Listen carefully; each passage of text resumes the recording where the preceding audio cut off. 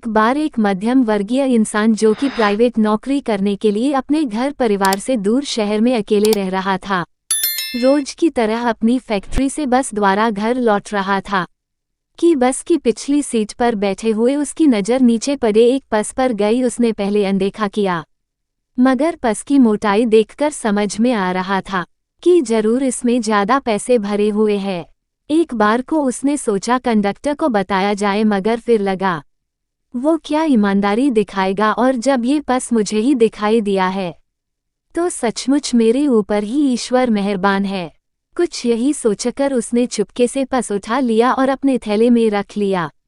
बस से उतरकर तेजी से वह अपने किराए के घर पहुंचा, जहां सबसे पहले उसने दरवाजा बंद करके पस खोला तो उसकी आंखें खुली की खुली रह गई। उसमें बहुत सारे नोट थे। उसे पहले तो विश्वास नहीं हुआ, मगर जब हाथों में निकालकर गिना तो लगभग 3 महीने की तनख्वाह एक साथ उसमें थी। अरे वाह, इतने पैसे, मेरी तो किस्मत ही खुल गई। अब तो पत्नी बच्चों की अनेकों ख्वाहिशें पूरी कर दूंगा। उन्हें हर महीने शिकायत जो रहती है, अगली बार ये जरूर चाहिए, वो रह गया बच्चों की ड्रेस, कापी, किताबें, दवाई वगैरह। चलो अब सब हो जाएगा। अब उसने नोटों के अलावा उसमें रखे पैन कार्ड, एटीएम, आधार और अन्य पेपर को देखा, फिर खुशी से उन्हें अनदेखा करते हुए अलग रख दिया। फिर खाना खाकर तुरंत बिस्तर पर आ गया। वह बहुत खुश था कि अचानक एक आवाज से वह चौंका। किसी ने उसे पुकारा, कौन कौन है? बेटा जाओ और वो पस लौटा दो, जिसका पस है वो बहुत जरूरतमंद है। उसने चौंककर अपने पीछे देखा, बाहर आकर भी देखा, कहीं कोई नहीं था। वह फिर से बिस्तर पर लेट गया। फिर से वही आवाज और वही शब्द गूंजने लगे। वह घबराकर अपना सर पकड़कर बैठ गया। उसे ऐसा लग रहा था कितना बड़ा गुनाह कर दिया। मन में बस यही ख्याल आ रहा था, पस वापस करो, पस वापस करो। मन में उथल पुथल मच गई। उसे अचानक ऐसा लगा कहीं आवाज की कही बात सच हुई तो कहीं सचमुच वो पर्स वाला जरूरतमंद हुआ तो, और अगर यही उसके साथ होता। जब वो अपनी तनख्वाह बस में लिए आता है, उसकी तो जान निकल जाती। पूरे परिवार का खर्च बड़ी मुश्किल से महीना भर चलता है उसकी तनख्वाह से। ऐसे में बिना तनख्वाह के वह लोग नहीं, सचमुच ये अपराध है। सोचकर उसने तुरंत पस में से कार्ड और पेपर निकाले। उनमें एक जगह मोबाइल फोन नंबर लिखा था, उसी व्यक्ति के नाम के साथ। जल्दी से उसने फोन किया और उस व्यक्ति को अपने घर बुला लिया जिनका पस था। अभी रात के 9 बजे थे। घंटे भर में वह व्यक्ति वहां पहुंच गया। उसका चेहरा उतरा हुआ था, लगभग बहुत रोया हो जैसे।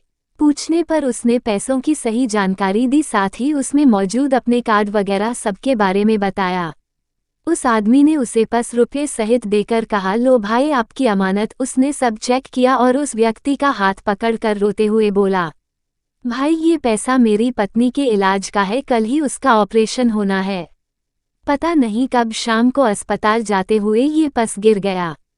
मैंने बहुत खोजा, मगर एक बार तो लगा अब मेरी पत्नी नहीं बचेगी और उसके साथ साथ मैं भी नहीं बचूंगा, मगर वो ऊपर वाला है ना।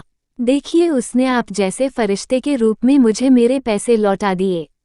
आपकी वजह से मेरी पत्नी का ऑपरेशन हो जाएगा, सब अच्छा होगा भाई, आप परेशान मत होइए। जाए अपनी पत्नी का ऑपरेशन करवाए। वो उदास मन हुए चलने को हुआ, फिर रुककर बोला, ईश्वर आपके परिवार को सदा खुशियों से हरा भरा रखें। आप बहुत अच्छे इंसान हैं और उससे भी अच्छे आपके माता पिता जिन्होंने आपको इतनी अच्छी परवरिश दी, कहकर अनेकों दुआएं देते हुए वह व्यक्ति चला गया। उसके जाने के बाद वह इंसान अपने दिल पे हाथ रखकर भगवान को धन्यवाद देते हुए बोला, आज मैं एक अपराध करने से बच गया, वरना एक जरूरतमंद की मौत की पाप का भागीदार बन जाता। उसके मन में एक सुकून जरूर था कि आज ऊपर वाले की आवाज ने उसे बचा लिया। अब वो खुशी खुशी अपने बिस्तर पर गया और चैन की नींद सो गया। दोस्तों, कहानी को अंत तक सुनने के लिए धन्यवाद। अगर आपको कहानी पसंद आई तो वीडियो को लाइक और कमेंट करके जरूर बताएं और चैनल को सब्सक्राइब करना ना भूलें।